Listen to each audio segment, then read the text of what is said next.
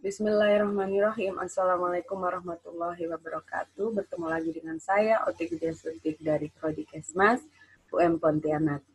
Baik, dalam kesempatan kali ini saya ingin tetap selalu mengucapkan selamat pagi, salam sejahtera untuk semuanya. Salam sehat, stay safe, stay healthy, and stay out of crowded. Jadi, pada kesempatan kali ini, sesi ketiga, saya ingin menyampaikan tentang faktor determinan, konsep faktor determinan dalam manajemen kesehatan wilayah. Mata kuliah manajemen kesehatan wilayah ini salah satu yang kita akan fokuskan yaitu bagaimana kita bisa menghadapi faktor-faktor yang mempengaruhi timbulnya suatu permasalahan kesehatan. Nah, nanti pada kesempatan keempat saya akan menyajikan materi tentang bagaimana wilayah itu pada akhirnya dijadikan sebagai faktor determinan terjadinya suatu masalah. Oke, melanjutkan dari sesi yang sebelumnya, sehingga pada kesempatan ini saya ingin menyampaikan bahwa ternyata dalam faktor determinan yang kita perlu ketahui, ternyata banyak sekali teori yang perlu dikembangkan, yang sudah dikembangkan. Ya. Jadi, sangat menyesuaikan sekali dengan, harus kita bisa sesuaikan dengan masalah yang kita hadapi. Seperti halnya contoh yang saat ini sedang kita hadapi oleh seluruh dunia, bahkan tidak hanya kita saja yang berada di sini, COVID-19. Jadi nanti kita bisa melihat kira-kira seperti apa sih konsep-konsep mana atau teori-teori mana yang mungkin bisa kita jadikan sebagai acuan, dan apa saja yang bisa masuk di dalamnya sebagai faktor determinan masalah COVID ini. Nah, Anda bisa lihat. Baik, sebelum saya mengarah kepada faktor determinan itu sendiri, mungkin kita bisa melihat apa sih konsep atau batasan sehat itu. Konsep sehat ini banyak sekali sebenarnya yang sudah mendeklarasikan. WHO sendiri, Organisasi Kesehatan Dunia, menyatakan bahwa kesehatan itu sebenarnya adalah suatu kondisi yang komplit. Health is a state of complete physical, mulai dari fisik, mental, social well-being, ya, kesejahteraan, dan not merely the absence of disease or infirmity. Jadi lepas dari kondisi sakit, ya, ataupun ibarat itu kondisi yang tidak mengarah kepada kesejahteraan. Ya. Pada Undang-Undang Nomor 39 tahun 2009, Undang-Undang Nomor 36 tahun 2009, ya, UU RI tentang kesehatan menyampaikan bahwa kesehatan adalah kondisi sehat baik secara fisik, mental, spiritual, sosial, memungkinkan setiap orang untuk hidup produktif secara sosial dan ekonomi. Saya rasa kalau lebih sama isinya, bahwa ternyata sehat itu, ataupun yang dikatakan dengan kesehatan itu tidak hanya secara fisik saja, tapi keseluruhan. Ya, keseluruhan, mulai dari mental, spiritual, sosial, sehingga manusia itu bisa hidup dengan sejahtera, produktif, bisa melakukan segala aktivitas sosialnya, dan semuanya bisa tercapai. Pepkin sendiri menyatakan sehat adalah suatu keadaan keseimbangan yang dinamis antara bentuk tubuh dan fungsi yang dapat mengadakan penyesuaian sehingga dapat mengatasi gangguan dari luar. Nah, dalam Undang-Undang RI sendiri menyatakan bahwa kesehatan mental itu bisa didefinisikan secara terpisah. Ya, dalam suatu kondisi yang memungkinkan perkembangan fisik, kemudian juga intelektual, emosional, ya, yang optimal dari seseorang dan pengembangan itu berjalan selaras dengan keadaan orang lain. Kesehatan sosial juga demikian. Di negara kita memberikan batasan bahwa suatu kemampuan untuk hidup bersama dengan masyarakat di lingkungan. Kesehatan fisik, suatu keadaan di mana bentuk fisik, fungsi tidak ada gangguan, sehingga memungkinkan perkembangan psikologi, sosial, serta dapat melaksanakan kegiatan sehari-hari dan dengan optimal. Nah, dari beberapa batasan yang tadi sudah saya sampaikan, intinya adalah bagaimana kita bisa memperoleh kondisi sehat itu. Nah, ketika kita sudah tidak bisa mendapatkan kondisi sehat itu, berarti ada beberapa hal yang di dalam batasan tadi tidak terdapat gitu. Tidak ada, tidak masuk dalam komponen yang sudah disebutkan dalam batasan tersebut. Nah, faktor-faktor apa yang bisa menyebabkan komponen yang ada dalam batasan itu tidak tercapai? Kita bisa melihat dari teori-teori yang sudah dikembangkan oleh peneliti sebelumnya. Oleh ahli-ahli sebelumnya mengatakan yang pertama, ada namanya teori segitiga epidemiologi. Kita bisa melihat faktor determinan suatu permasalahan kesehatan itu melalui segitiga ini. Kita bisa melihat di sini ada 3 item yang disampaikan. Ada host, ada agent, dan ada environment. Ya. Host ini adalah pejamu kita. Oke, kita bisa melihat di sini bahwa apa saja sih yang masuk di dalam host ini? Semua yang lengket sama manusia, sama pejamu, ya. Bisa di dalamnya itu masuk ke dalam salah satunya atau salah banyaknya ya, age, sex, race, genetic profile, previous disease, immune status, religion, kemudian customs, occupation, marital status, family background. Banyak sekali yang nempel pada manusia, ya, dari usia, jenis kelamin, dan lain sebagainya. Ini pejamu istilah lainnya. Kemudian agent. Agent ini adalah ibarat kayak agen apa ini 007 tuh. Jadi dia yang apa ini di antara yang menjadi perantaranya, agent. Di sini ada beberapa yang kita bisa lihat. Secara biologik ada bakteria, virus. COVID-19 termasuk virus. Dan dia adalah agent. Kemudian chemical, ada poison, ada alcohol, ada smoke. Physical, trauma, radiation, fire. Nutritional, lack, excess. Less itu kekurangan, lack itu kekurangan, excess itu kelebihan. Environment, temperature, humidity, attitude, kemudian crowding, housing, neighbor, lingkungan. Lingkungan bisa lingkungan fisik, lingkungan biologi, lingkungan sosial, ekonomi, banyak. Ya, baik. Termasuk ketika kita berbicara masalah letak geografi, topografi, termasuk dari lingkungan fisik. Oke. Nah, teori dari segitiga ini sendiri ada 3 hal yang paling utama sebenarnya ya. Kalau kita melihat bagaimana kecenderungan segitiga ini bisa berlaku. Jadi pada model ini ya semuanya seimbang. Jadi tidak ada yang terlalu ke kanan ataupun tidak ada yang terlalu ke kiri. Pada model ini seseorang berada pada kondisi sehat di mana host, agent, environment berada pada kondisi yang seimbang. Berbeda dengan yang gambar kedua.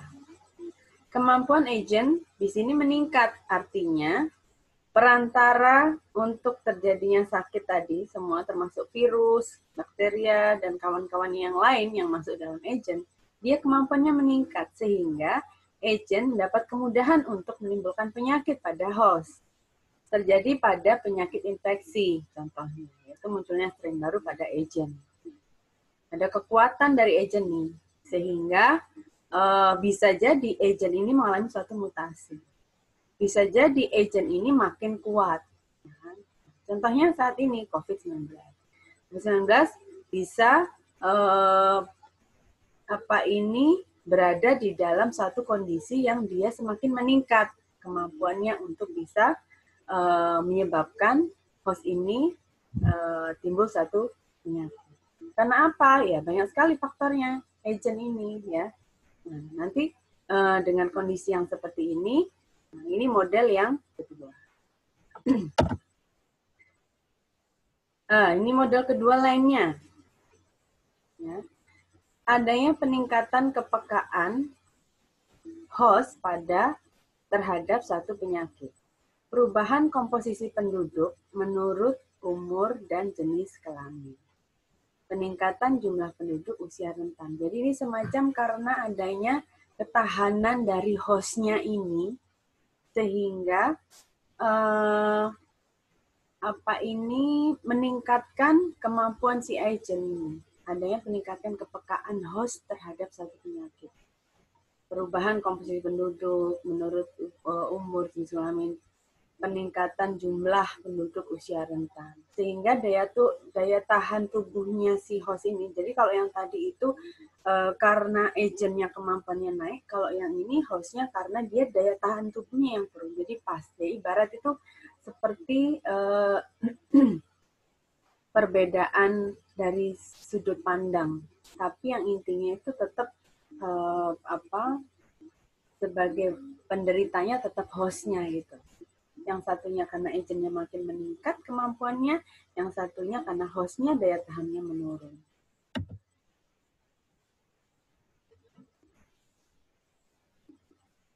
Oke, ketidakseimbangan disebabkan oleh bergesernya lingkungan, memberatkan host. Pergeseran, perubahan kualitas lingkungan merugikan atau menyebabkan menurunnya daya tahan tubuh. Pencemaran udara menyebabkan saluran napas menyempit, mudah terkena infeksi. Nah ini ya, jadi ini pun juga sama. Jadi pencemaran udara menyebabkan saluran napas menyempit. Salah satunya contoh ketika environment ini dia bergeser. Ya. Oke. Yang kedua adalah teori H.L. Bloom. Di sini ada 4 faktor yang disampaikan oleh Bloom untuk manusia itu bisa sehat secara fisik, mental, sosial. Mereka akan menemui beberapa hal, 4 hal ini, ya, diantaranya adalah faktor genetik atau hereditas, kemudian healthcare atau pelayanan kesehatan, kemudian ada perilaku atau behavior, dan ada lingkungan. Anda bisa melihat lingkungan ini berada di baik yang teori segitiga ataupun teori Bloom. Jadi lingkungan ini tidak hanya lingkungan yang disebutkan di sini saja, termasuk tadi saya bilang lingkungan biologis, lingkungan fisik ya, kemudian geografisnya termasuk di situ. Nah, lingkungan sosial dan ekonomi itu juga akan menjadi faktor-faktor yang mempengaruhi dalam kejadian satu masalah penyakit atau masalah kesehatan. Model jejaring sebab akibat. Sini ada efek atau penyakit yang terjadi tidak tergantung kepada penyebab-penyebab yang terpisah secara mandiri, tapi lebih merupakan perkembangan suatu akibat dari suatu rangkaian sebab akibat, di mana setiap hubungan itu sendiri hasil dari silsilah genealogi yang mendahulinya dan kompleks. Kemudian suatu penyakit tidak tergantung pada penyebab yang berdiri sendiri-sendiri, melainkan sebagai akibat dari serangkaian proses akibat, sebab akibat. Jadi di sini si bapak ini menyampaikan, Mas Mohan ini menyampaikan bahwa semuanya itu ada keterkaitan gitu, nggak mungkin itu berdiri sendiri karena ini hanya karena ini dia pasti begini, hanya karena ini dia pasti begini. Itu pasti umpama satu yang muncul satu alasan, berarti ada alasan lain yang menyebabkan alasan atau faktor tersebut terjadi. Kemudian model roda. Saya rasa kurang lebih sama dengan yang ini ya, kita tetap memperhatikan lingkungan. Nah, kalau model roda ini terdiri dari satu pusat, pejamu atau manusia yang memiliki susunan genetik sebagai intinya. Di sekitar pejamu ada 3 lingkungan, biologi, sosial, dan fisik, seperti yang tadi saya bilang. Besarnya komponen-komponen dari roda tergantung kepada masalah penyakit tertentu yang menjadi perhatian kita. Pada model roda, mendorong pemisahan perincian faktor pejamu dan lingkungan, yaitu suatu perbedaan yang berguna untuk analisis epidemiologi. Teori perilaku, teori Lawrence Green. Ya, Lawrence Green ini banyak sekali dikembangkan oleh mahasiswa untuk acuan dalam penelitian yang dilakukan. Di sini kita bisa lihat ada 2 determinan masalah kesehatan, yaitu faktor perilaku dan non perilaku. Nah, faktor-faktor perilaku kita bisa melihat dari misalnya ya pengetahuan, bagaimana sikapnya, bagaimana keyakinannya, ya kan, yang menempel. faktor-faktor yang disebut faktor predisposing factor. Faktor-faktor yang mempermudah atau mempredisposisi terjadinya perilaku seseorang. Faktor pemungkin, enabling factor. Faktor-faktor yang memungkinkan atau yang memfasilitasi perilaku serta tindakan. Ini faktor yang merupakan saran prasarana atau fasilitas untuk terjadinya perilaku kesehatan. Misalnya, puskesmasnya apakah ada layanan kesehatannya, ya fasilitas kesehatannya, bagaimana peralatannya, bagaimana alkesnya, kemudian banyak yang masuk dalam sarana dan prasarana fasilitas. Termasuk juga akses, nah itu ada di sini. Kemudian faktor-faktor penguat, reinforcing factor, faktor-faktor yang mendorong atau memperkuat terjadinya perilaku. Misalnya apa?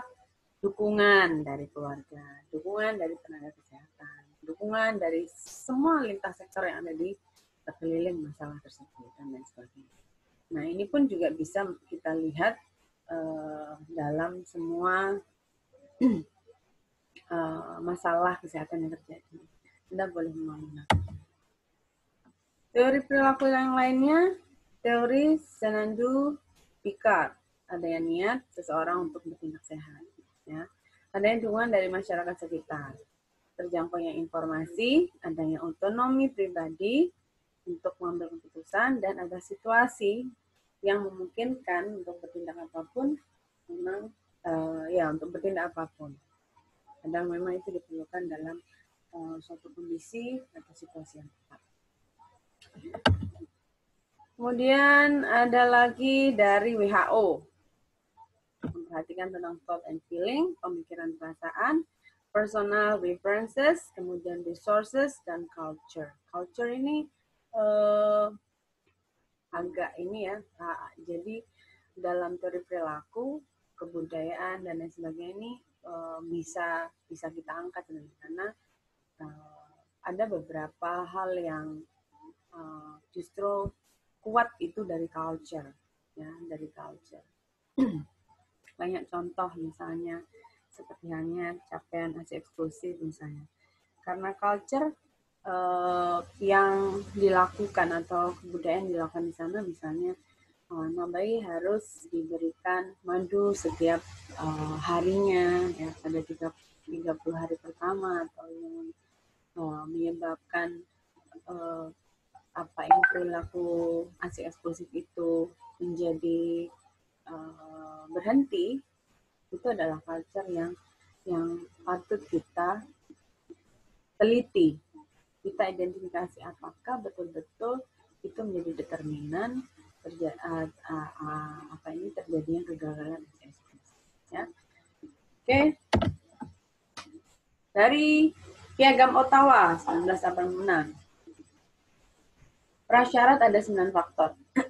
Prasyarat untuk kesehatan dalam 9 faktor itu peace, shelter, education, food, income, a stable ecosystem, sustainable resources, social justice, and equity. Ya, banyak, indikatornya banyak. Dan ini memang dalam suatu negara memang harus betul-betul dipertimbangkan. Jadi tidak hanya faktor-faktor yang ini. Kadang ini kalau misalkan ini kan sudah lama sekali. Kalau misalkan ada lagi piagam-piagam seperti ini bisa bertambah. Ya. Seperti halnya sekarang sustainable SDGs ya, Sustainable Development Goals. Nah, seperti itu kan ada banyak sekali yang dikembangkan dari MDGs. Okay? Determinan sosial kesehatan. Ada juga teori yang menyampaikan tentang indikator yang mempengaruhi kesehatan dari individu adalah kesenjangan sosial. Jadi tidak hanya dari dirinya sendiri, tapi dari dukungan yang lainnya. Sehingga kalau tidak ada dukungan, biasanya terjadi satu kesenjangan sosial. Stres, pengucilan sosial, kehidupan dini, pekerjaan, pengangguran, dukungan sosial, Penyalahgunaan nafsa, pangan, transportasi. Ya. Nah, itu kesemuanya juga bisa menjadi determinan dari masalah. Public Health Agency of Canada ada 12 determinan yang disampaikan. Income and social status, social support network. Ya, social support network ini siapa saja jaringan dari seseorang tersebut. Tidak hanya keluarga, tapi keseluruhan dia punya jaringan yang mana. Sama kayak kita kalau menelusuri saat ini COVID ini, ya kita harus kalau misalkan dia termasuk dari positif, ditelusuri siapa-siapa jaringan yang sama ini. Kemarin dia bertemu dengan siapa dan lain sebagainya. Tapi hal ini yang dikatakan adalah social support. Social support ini berarti apakah dia ada dukungan terkait dengan masalah ini, untuk menyelesaikan masalah kesehatannya ini, siapa saja yang berusaha untuk membantu, dan lain sebagainya. Education, employment and working condition. Paham ya? Employment, jadi pekerjaan. Bagaimana status pekerjaannya, bagaimana kondisi tempat kerjanya. Education itu pendidikan. Social environment, jadi lingkungan sosial. Ya, lingkungan sosial. Dari tempat kerja juga bisa, dari tempat dia, tempat tinggal dia juga bisa, tempat organisasi dia, dan lain sebagainya. Physical environment, ya termasuk bagaimana lingkungan sanitasi air, bagaimana tempat dia tinggal, apakah udaranya cukup pergantian siklus udaranya seperti apa, dan seterusnya. Personal health practice and coping skills. Ya. Kemudian coping skills itu semacam meredam emosi, jadi mengatur seperti itu. Dan ini ada tools-nya atau ada alat instrumen untuk mengukur bagaimana coping yang sudah dia punya. Healthy child development, jadi perkembangan tumbuh kembang anak. Biology and genetic endowment. Kemudian health services, gender, culture, that's it. Dan kurang lebih sama dengan yang disampaikan di teori ini, ya. Ada 1, 2, 3, 4, 5, 6. Ada 12 juga. Social connectedness. Udah sah berarti social connectedness.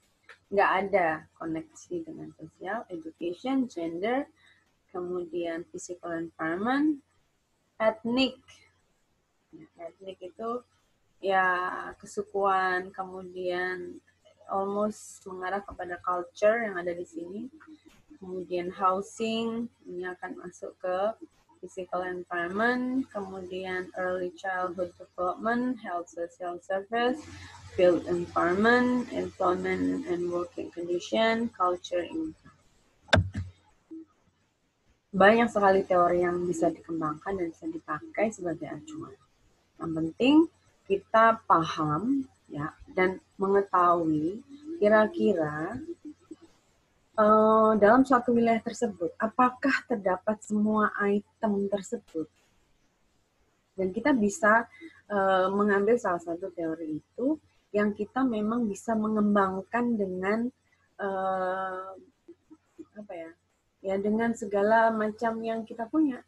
Kalau kita nggak cukup bahan untuk bisa kita ulas, ya, kan susah. Anda harus coba mencari acuan-acuan untuk mengembangkan dari narasi ataupun mungkin dari sisi pengembangan untuk identifikasi determinan dan penggalian informasinya juga. Nah, Anda harus pilih dan perdalam teori yang akan Anda acu. Ini pun juga demikian yang ke-13 ini. Ya, kita coba lihat. Dahlgren and Whitehead menjelaskan bahwa itu tadi punya si Dahlgren. Ya. Yang tadi kayak burung merak itu tadi itu punya si Dahlgren. Jelaskan bahwa kesehatan atau penyakit yang dialami individu dipengaruhi oleh faktor-faktor yang terletak di berbagai lapisan lingkungan. Sebagian besar determinan kesehatan tersebut sesungguhnya dapat diubah, modifiable. Jadi bisa dimodify. Faktor-faktor tersebut bisa berubah.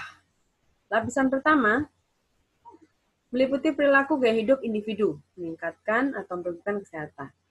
Level mikro, faktor konstitusional genetik berinteraksi dengan paparan lingkungan, memberikan perbedaan apakah individu lebih rentan ataukah lebih kuat. Perilaku karakteristik individu dipengaruhi oleh pola keluarga, pola pertemanan, norma dalam komunitas. Lapisan kedua, level meso, pengaruh sosial. Faktor sosial dan level komunitas dapat memberikan dukungan bagi anggota komunitas. Sebaliknya, jadi bisa juga memberikan efek yang negatif. Lapisan ketiga, level exo, lapisan struktural, lingkungan, permukiman, perumahan, ya, ketersediaan pangan, sanitasi lingkungan, akses pendidikan, lapangan kerja yang layak, dan sebagainya. Lapisan terluar, level makro, upstream.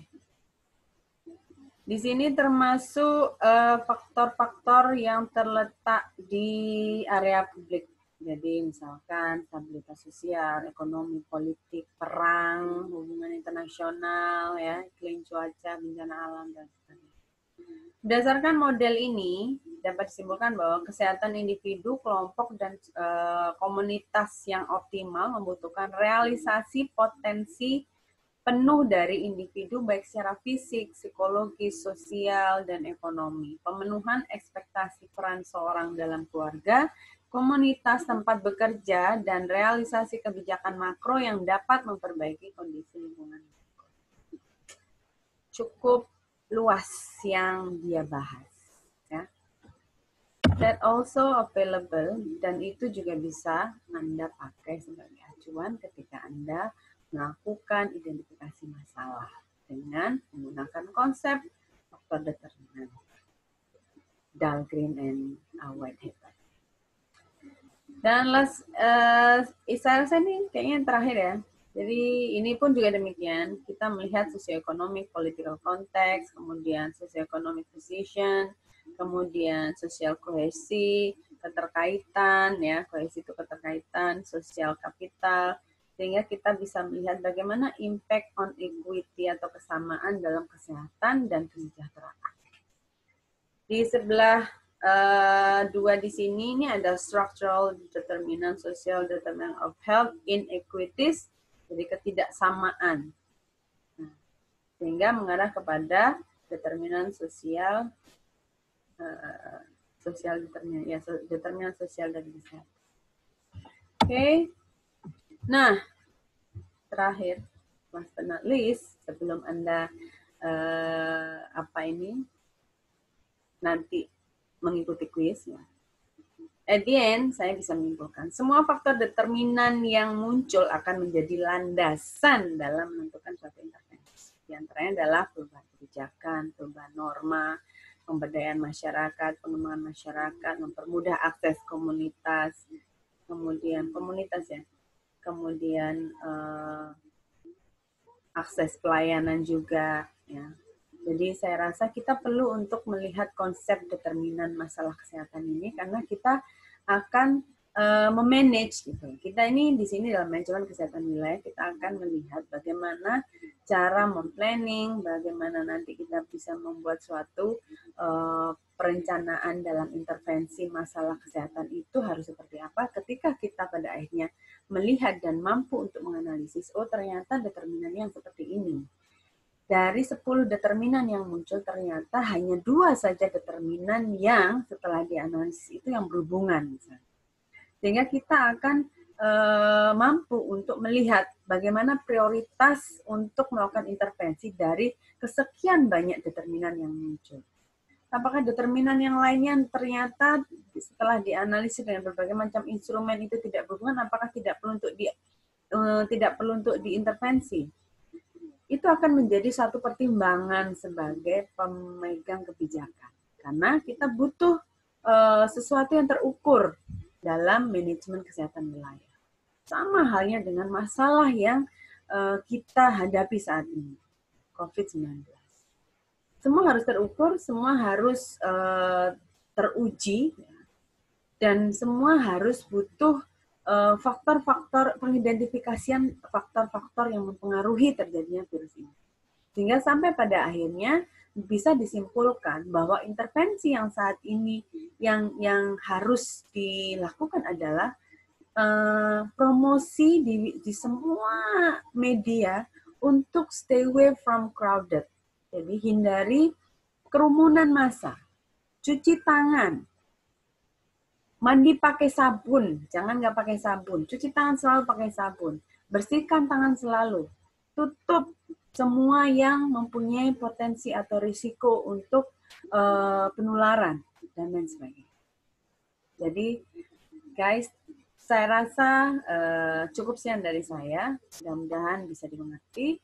Jangan lupa nantikan kuisnya sesuai dengan jadwal. Ketika Anda mengalami kesulitan, segera hubungi akademik.